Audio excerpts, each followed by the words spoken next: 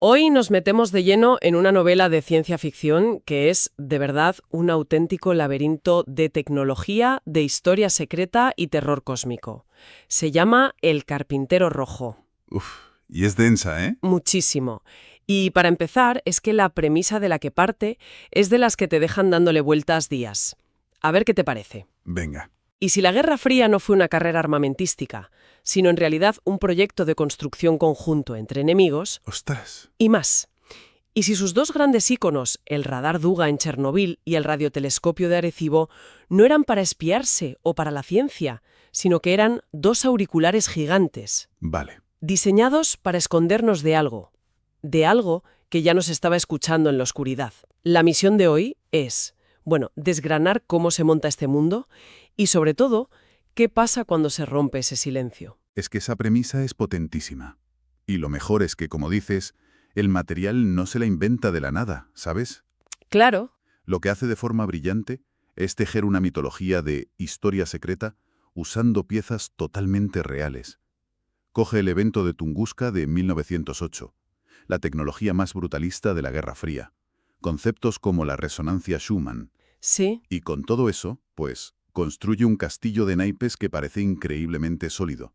Así que, si te parece, vamos a recorrer la trama paso a paso para ver cómo escala la tensión. Perfecto. Pues vamos al lío, vamos a desgranar esto. Venga.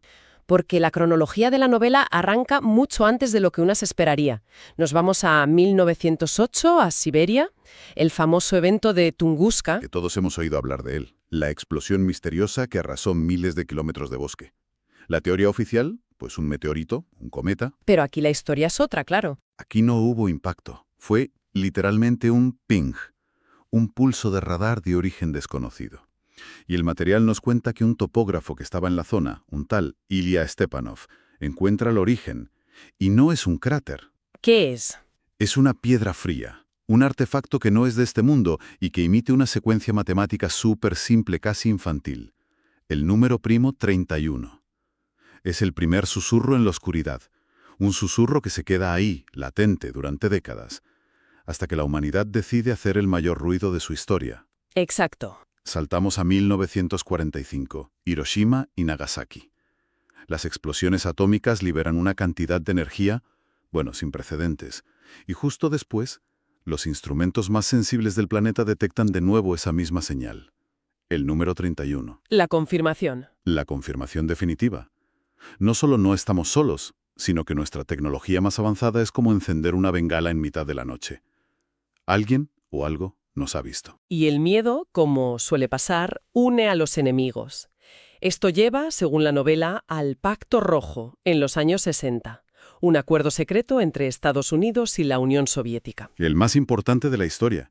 Y su objetivo no era la paz. No, era el silencio.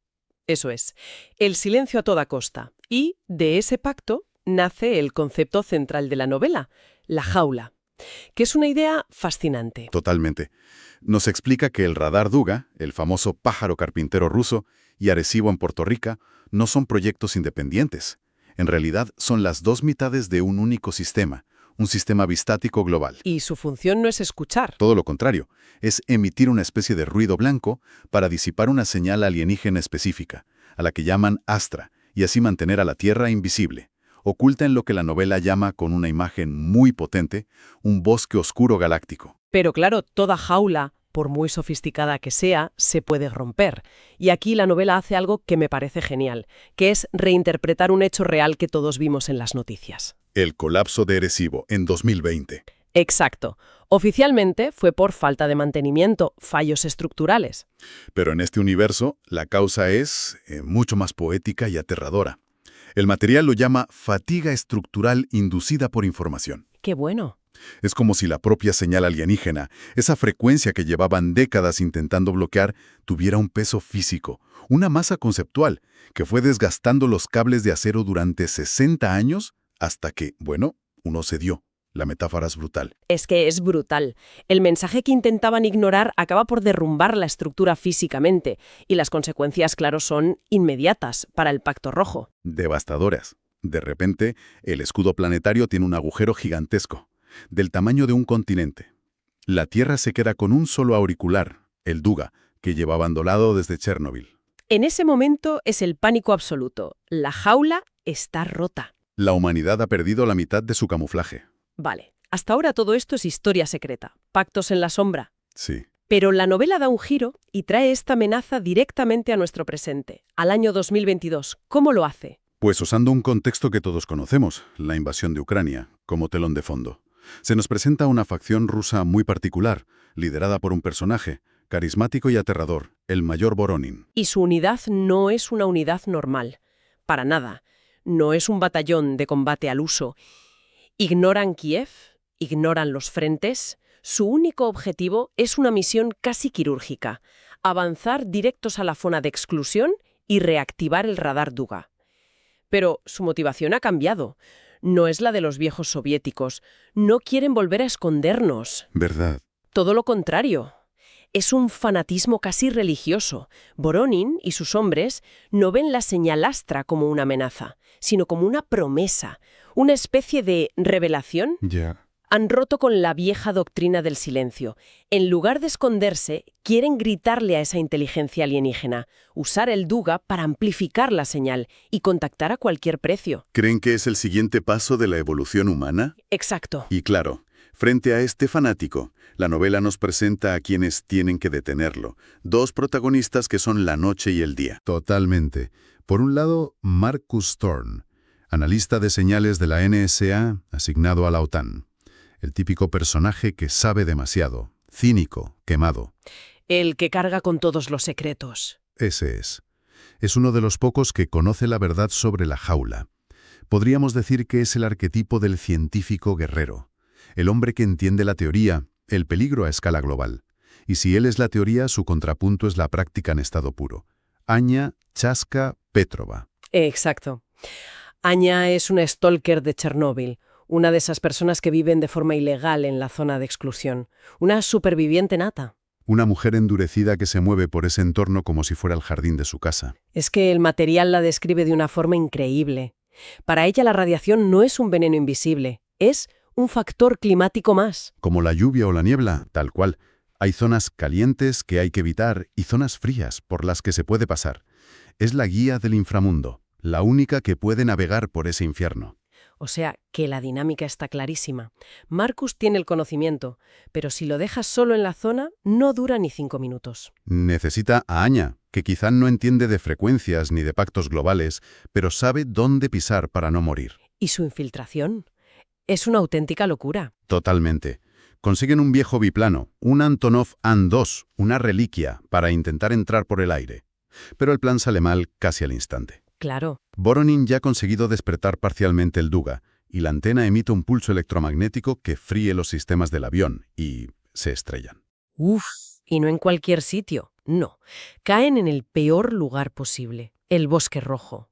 El viaje al corazón de las tinieblas acaba de empezar. Y el horror que encuentran allí es que es difícil de describir, ¿no? No es el típico terror de monstruos. No, para nada. Es un horror biotecnológico. La radiación, que ya de por sí es un enemigo, se mezcla con esa frecuencia constante de 10 hercios que emite el Duga. Y esa combinación está, literalmente, reescribiendo las leyes de la biología. Sí, los detalles que da el material son para no dormir. Los hongos, por ejemplo, ya no crecen de forma aleatoria, sino orientados magnéticamente hacia la antena. Como una brújula biológica. Exacto. O los animales. La fauna salvaje actúa de forma antinatural, como antenas vivientes, con sus cuerpos contorsionados por la frecuencia, moviéndose en patrones imposibles. Es una perversión de la naturaleza. Es que va más allá del terror físico. Me recuerda un poco a Lovecraft, a esa idea de algo que no es un monstruo que te ataca, sino un principio físico que corrompe la realidad. Totalmente. No puedes dispararle a una frecuencia de radio. ¿Cómo te defiendes de algo así? No puedes. Y la máxima expresión de ese horror es lo que le pasa a los propios soldados de Voronin. La señal de 10 hercios resuena con el cerebro humano de la peor manera. Anula la voluntad. Los convierten en una especie de zombies tecnológicos. Sí, el libro describe escenas donde se les ve cavando trincheras sin parar, con las manos ensangrentadas, sin comer, sin descansar, hasta que mueren.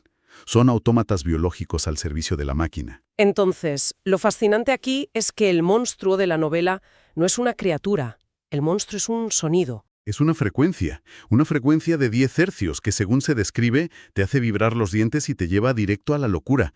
Es un horror ambiental, intangible. Y esa idea de un horror sucio, tangible, se refleja en la propia tecnología que describe la novela, ¿no? La estética es muy particular. Sí, es lo que podríamos llamar cassette-to-turismo. Olvídate de pantallas táctiles o naves blancas. Aquí todo es analógico, oxidado, sucio. Todo funciona con válvulas de vacío, cintas magnéticas, aceite hirviendo. Me encanta esa estética. ¿Por qué crees que funciona tan bien para el terror? Yo creo que es porque nos aleja del horror limpio y digital, en plan Black Mirror. Esta es una tecnología que huele, que gotea, que parece que sangra. Es visceral. Hay una imagen que es inolvidable.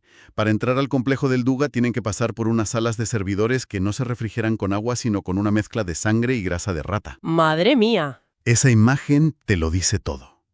Esta tecnología no es tu amiga. Está viva, pero está enferma.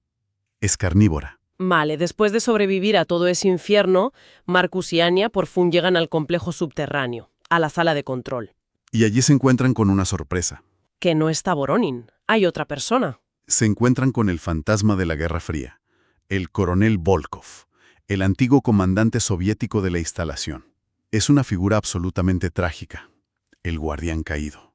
Lleva décadas escondido ahí. Exacto, en un exilio autoimpuesto intentando mantener la máquina a raya.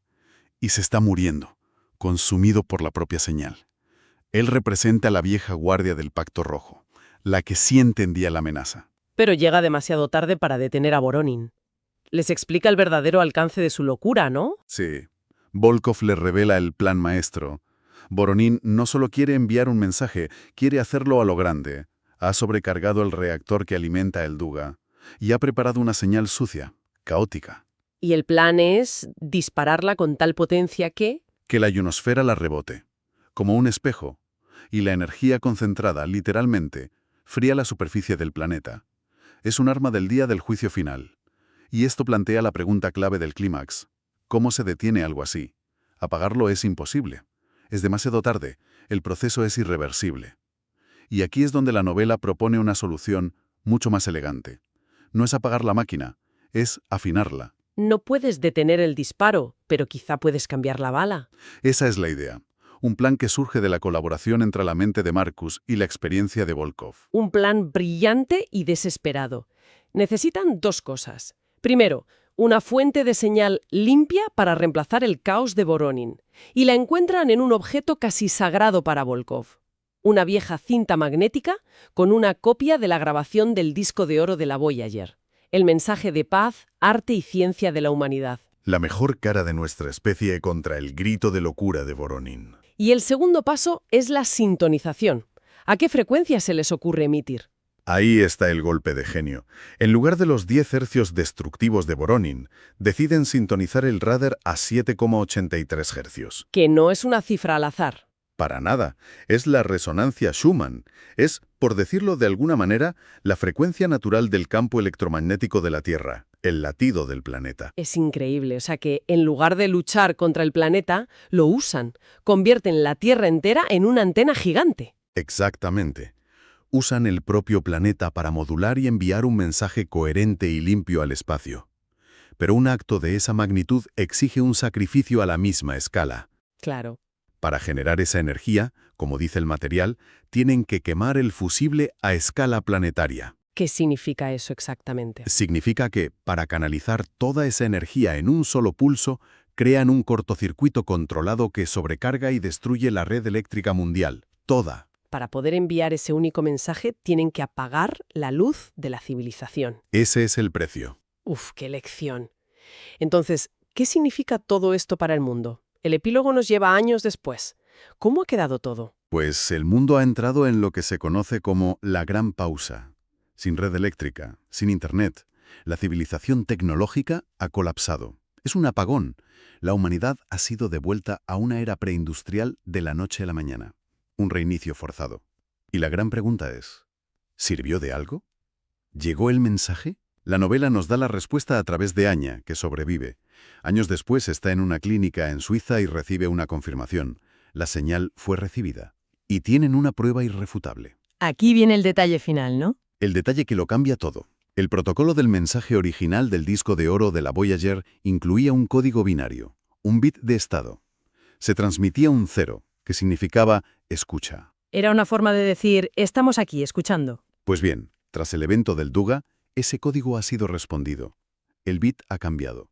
Ahora es un 1. Espera, si 0 era escucha, entonces 1 tiene que ser algo activo. Significa que ellos están hablando ahora. Exactamente.